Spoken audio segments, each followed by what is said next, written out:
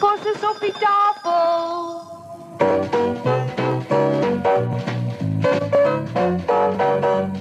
The makers of Epic Pure Sunflower Oil, Purine and Pret Cooking Fat, Yum Yum Peanut Butter, Maple Margarine, and Niblets Cheese Twists present the Epic Casebook.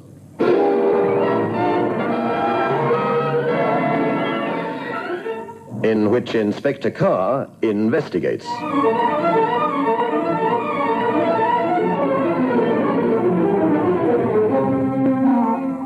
Good evening. Tonight's story shows why a detective has to draw a very clear line of distinction between assumption and a definite clue. To assume something is to take something for granted without regard to fact. This a policeman has to be very careful about. A clue is a very different kettle of fish altogether. At the police college, they'll tell you that clues revealed during an investigation are facts or basic principles that serve as a guide. But these are concrete things like fingerprints, false alibis, and so on. Not that assumption is not important. Of course it is. But what is equally important is that line of demarcation between what one assumes and what one knows to be a positive fact. In every murder investigation, one makes a number of assumptions. I will freely admit that in tonight's story, we got onto the track of the killer eventually not because of the clues. In fact, we had too many of them, but because I worked on a basic assumption which led me to the identity of the murderer. Let me tell you about it. It concerns the strangulation of a young woman. A story that I've called Crossed is the telephone line.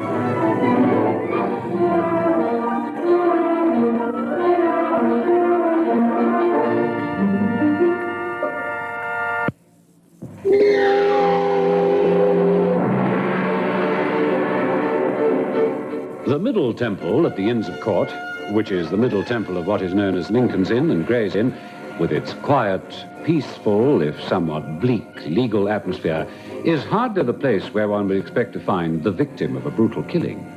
Yet that is where Marjorie Heathcliff met her death. You're Sergeant Berry? Yes, sir.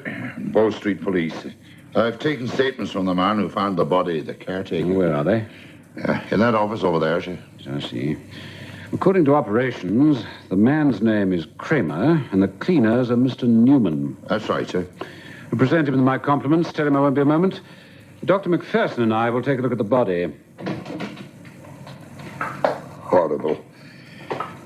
You know, Inspector, I've been associating with violent crime, brutality for more years than I care to remember. But a sight like this, a young woman in the prime of life, still makes my blood boil.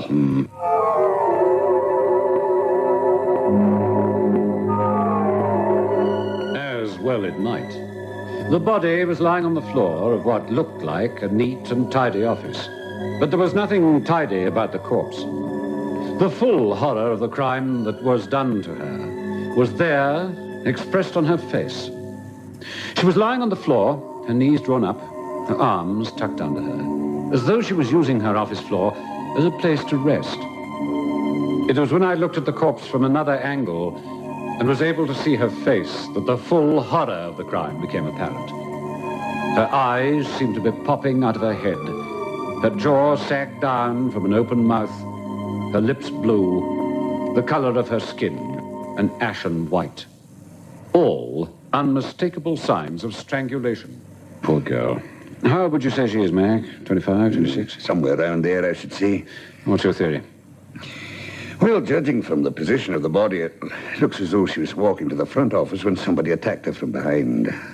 You see here, Inspector, she was killed with either a piece of string or a length of cord or something. The place been searched? Have they found anything? No, not a thing as yet. She doesn't seem to have put up much of a struggle. No, it doesn't look like it. We'll take the body back to the morgue with us. We may find something in her fingernails. Doesn't look like it, though. All right, then, you do that, Mac. I'll have a word with this Mr. Kramer.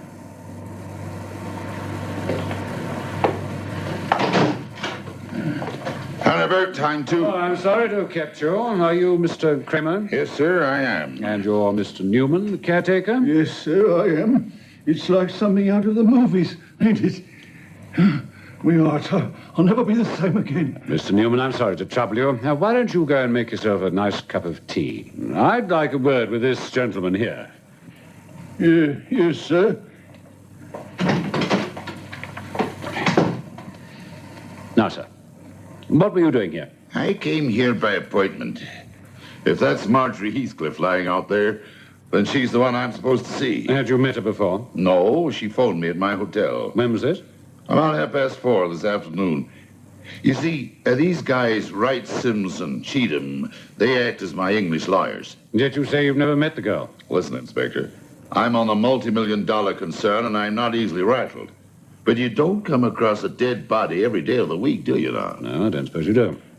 I come to think of it, she said I'd seen her before, when she telephoned me at the hotel, I mean. Well, let's get back to basics. You say that this young woman, Marjorie Heathcliff, telephoned you. Yes. As a matter of fact, I'm being sued for divorce by my wife, Elaine. She's asking for $1 million alimony. That's why I'm over here right now.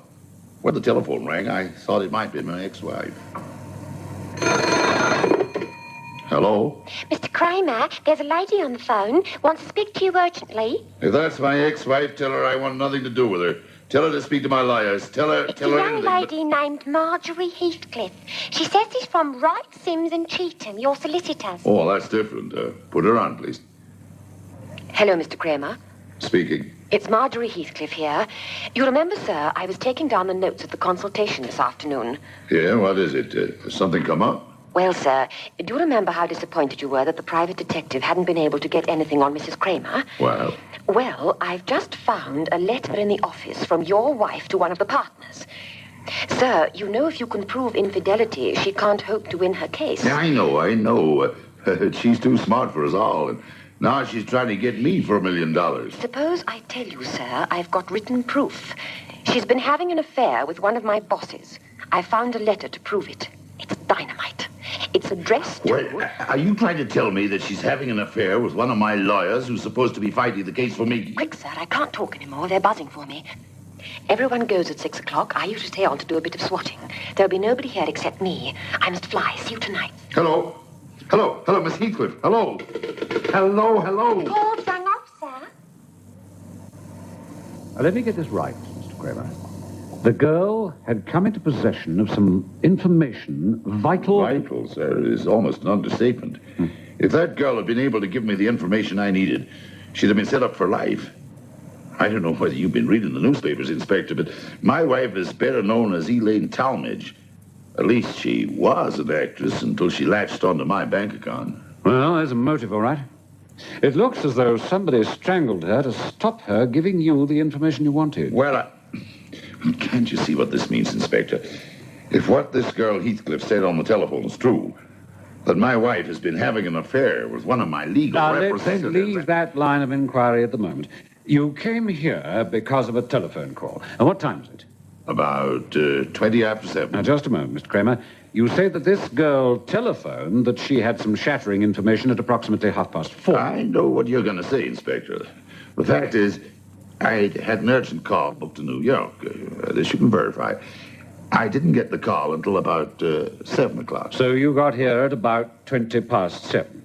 Then what happened? Why, I paid off the cab and saw somebody go through the front door. Always keeps the blooming lights on, they do. A waste that goes on in this place. Are you looking for something, sir? I've got an appointment with Miss Heathcliff. Oh, so that's why the lights are on. Well, that's her office through there. Come on, show you.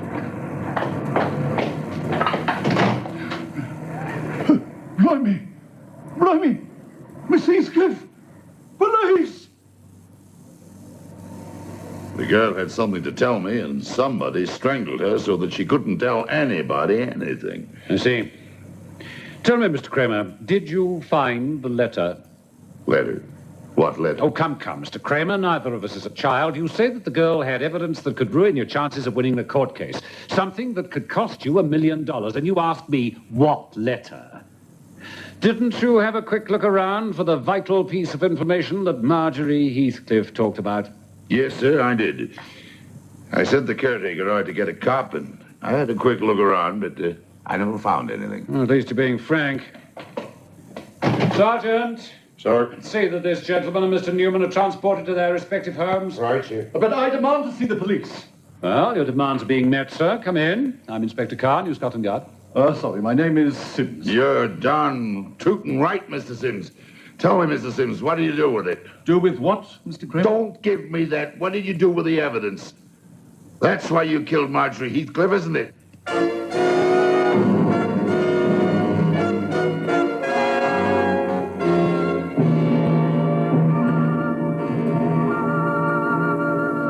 Whatever the motive behind the American's outburst, it certainly didn't produce the expected reaction from the man who had just been accused of murder. He gazed at his accuser with an expression of dignified hurt and said, Mr. Kramer, you're beside yourself. Beside myself, am I? Let me tell you something. Sergeant Berry, take Mr. Kramer back to his hotel. The car's waiting for you, Mr. Kramer. Good night. You haven't heard the last of this, Sims. None of us has heard the last of each other. All right, Mr. Sims. Did I hear your partners outside? Yes, you did.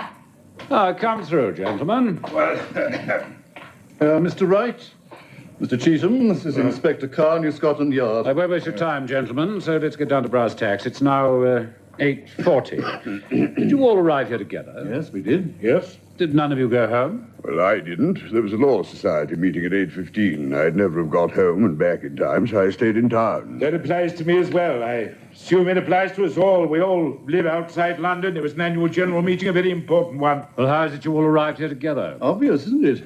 Your highly efficient Metropolitan Police traced us to the Law Society. The meeting hadn't started. We were having a drink when the police sergeant informed us of the shocking incident and said that you wanted us here immediately. In fact, we drove here in a police car. Mr. Sims, Mr. Wright, will you please wait in the other office? The body will be removed by now. But how did it happen, Inspector? How was she murdered and why? With respect, I'll do the questioning. You supply the answers. Are you being influenced by Kramer's extraordinary outburst? The tone in your voice seems to imply that you suspect one of us. Mr. Wright, you are a solicitor. You know that in a situation like this, we suspect them all and then start eliminating.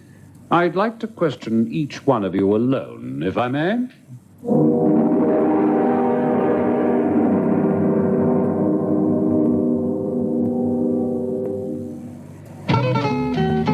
It does your heart good to bake a maple cake, then see them ask for more.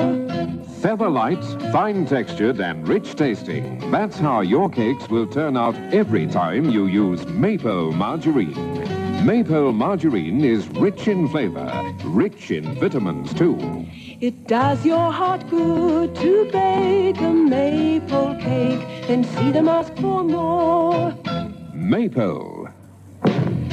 It's got lift. It's got lift. Purine pastry's got lift because purine is pure. Purine pastry is light, fluffy, and full of lift. With Purine Pure Cooking Fat, you get the taste of your own good cooking.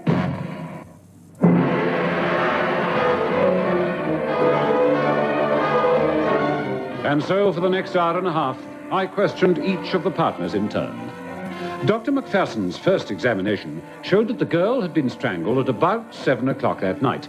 But the examination was a superficial one, and one would have to allow half an hour's error. Only one of the partners had a satisfactory alibi for the time between 6:30 and 7:30.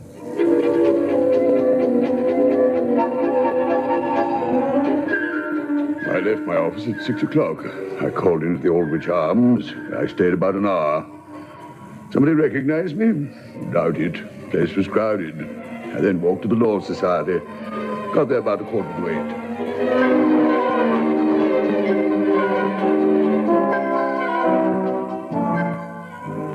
I heard Big Ben chime, 6:30, when Justice Oxbury's driver called for me to go to White's Club. I had a case to discuss with Mr. Oxbury. We did this at the club. Justice Darling then dropped me at the Law Society at about 20 to 8. 8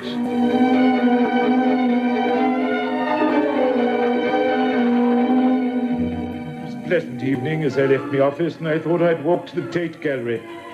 They had a new Bruckner I wanted to see. Time did I leave my office? Well, soon after Sims. Around about 6:30. Then walked to the Law Society, got there about 7:30. That's where I met my partners. I warned each of them that they would have to make themselves available for further questioning, and they departed. By then, it was nearly 11 p.m. There was little more I could do. The next stage of my investigation would be a matter of the background into the lives of all those connected with the dead girl. That meant routine. That meant I could go home for a night's sleep. Carr? Morning, sir. Operations here. Morning. Got the information you want, Inspector? Good, far away. Archibald Wright, age 42, married, 3 children, lives at Howard's End, Penn, Buckinghamshire. Local police say devoted father, husband, married 14 years. Next.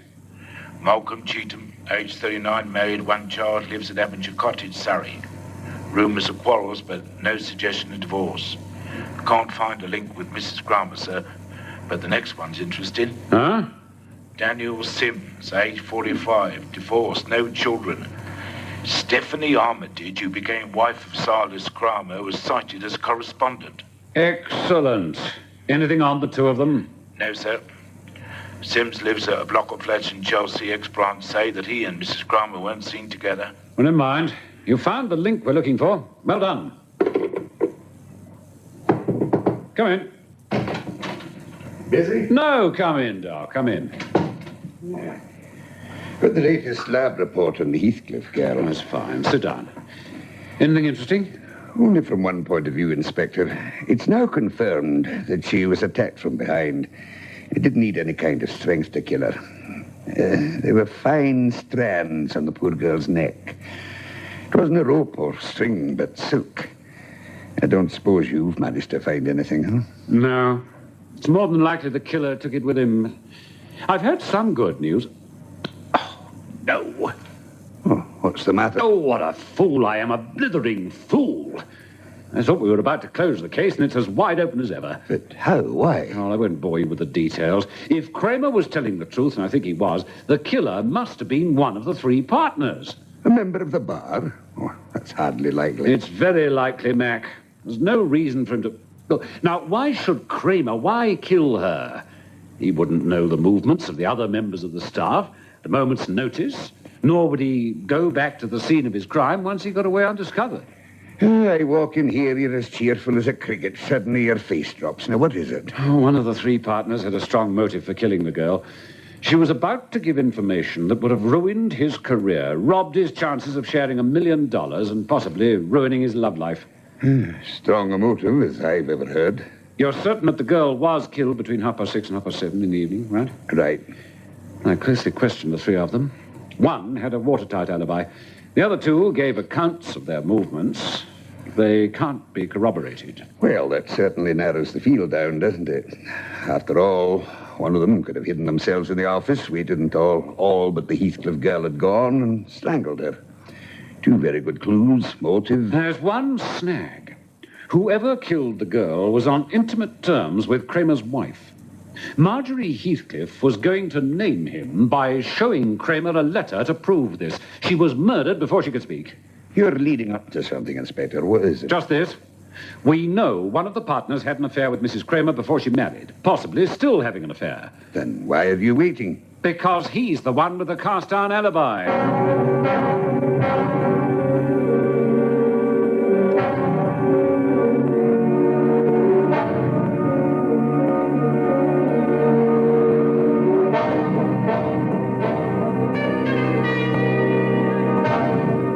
And cast-iron it seemed to be.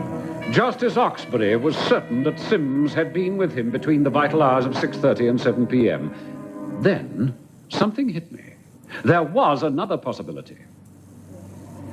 Mr. Wright, as the senior partner, have I your permission to spend an hour or 2 in your offices?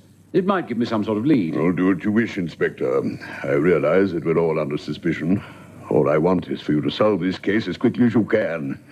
selling us all into nervous wrecks. I sympathize and understand. Now, sir, how many have you on your staff? And 3 clerks, 2 typists, and a switchboard operator, apart from the 3 of us, of course. May I look around? Oh, please do. What with the 3 clerks in their black alpaca jackets, seated on high stools in stiff collars, they looked as if they'd walked straight out of a Dickens novel. As they pored over their parchments and ledgers, I decided that they were not likely to play any part in the drama. I had a talk with the switchboard girl. What happens if somebody wants to telephone? Do they ask you for the number? Oh, yes.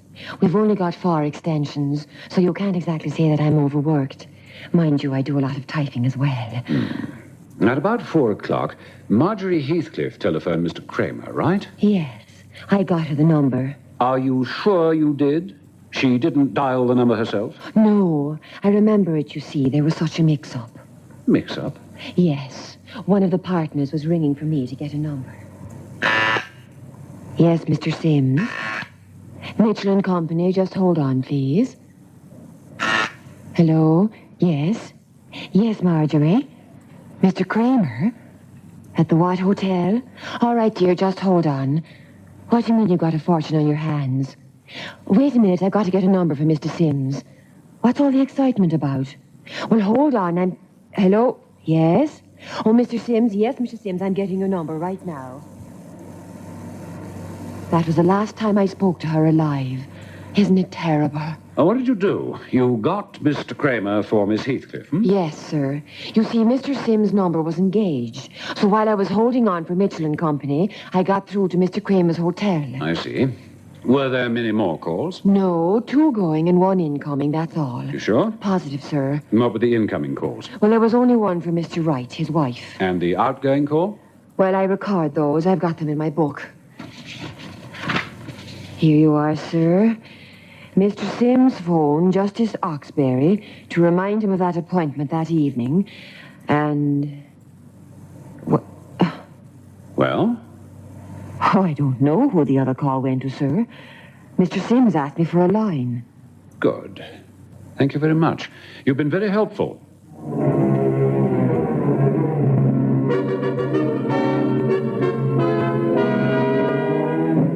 At last, what looked like a jigsaw puzzle became a pattern. I needed to question Mrs. Kramer in order to be certain. Mrs. Kramer? I'm inquiring into the death of a Miss Marjorie Heathcliff. You read about it in all the papers, I suppose? Yes, I have, Inspector, but I don't think I can help you. How well do you know Mr. Daniel Sims? I know that the firm of Wright, Sims, and Cheatham are acting for my husband. Is that all? Have you never met or spoken to Daniel Sims? What has that got to do with... Please answer my question. Well, I knew him a long time ago. You're an intelligent woman, Mrs. Kramer. And a very good actress. But let's not waste time. He got divorced because of you, didn't he? I said we knew each other a long time ago. Madam, are you trying to tell me that Sims didn't phone you the afternoon of the evening the girl was killed? Who said he did? Supposing I tell you that the switchboard girl... Dare she listen in? So you did talk to him? Yes. And did he mention to you the letter that Sims so foolishly left lying around? A letter that the dead girl could have got £1,000 for? I don't know anything about the letter. He did mumble something. I don't know what he was talking about. I was very busy. Everyone knows that switchboard girls have very vivid imaginations. He didn't mention the Heathcliff girl. Where were you between the hours of 6 and 7:30? I don't know. I think up at the West End shopping. Why? Madam, I have a search warrant here.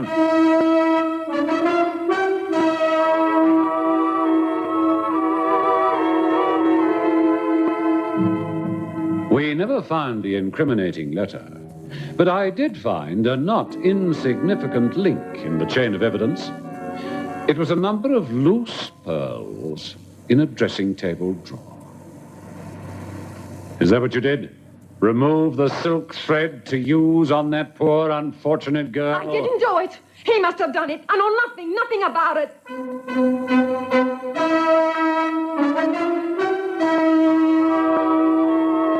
By then, I was sure that she was the murderess, but I had to get final proof.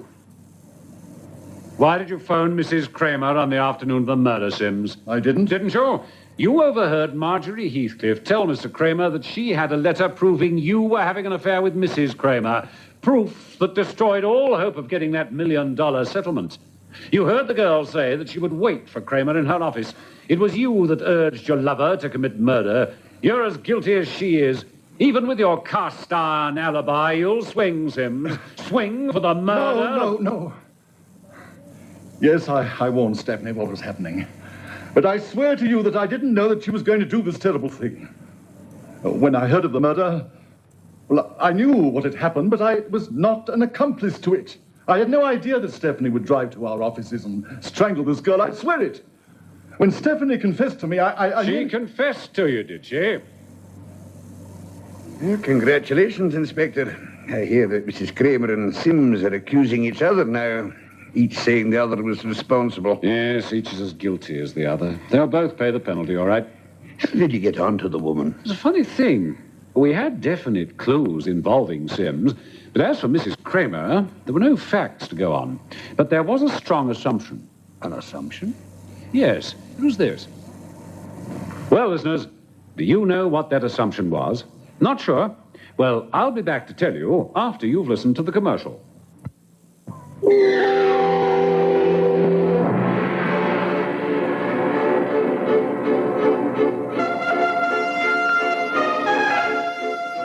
Well, listeners, as I told you before the story commenced, there are times when assumptions are as important as facts. What was the assumption in this case? We knew that Sims asked the switchboard girl for a telephone line. Why? It was this. He didn't want anyone to know that he was visiting his lover. And who else but Mrs. Kramer? Then there was the silken thread used to kill the girl. Having worked on an assumption, the thread was the clue that a woman was involved. Sims and Mrs. Kramer were sentenced to life imprisonment. The moral of the story? It's this. Girls, the reward for selling an office secret is poor. All you'll get is the string of the pearls around your neck. Good night.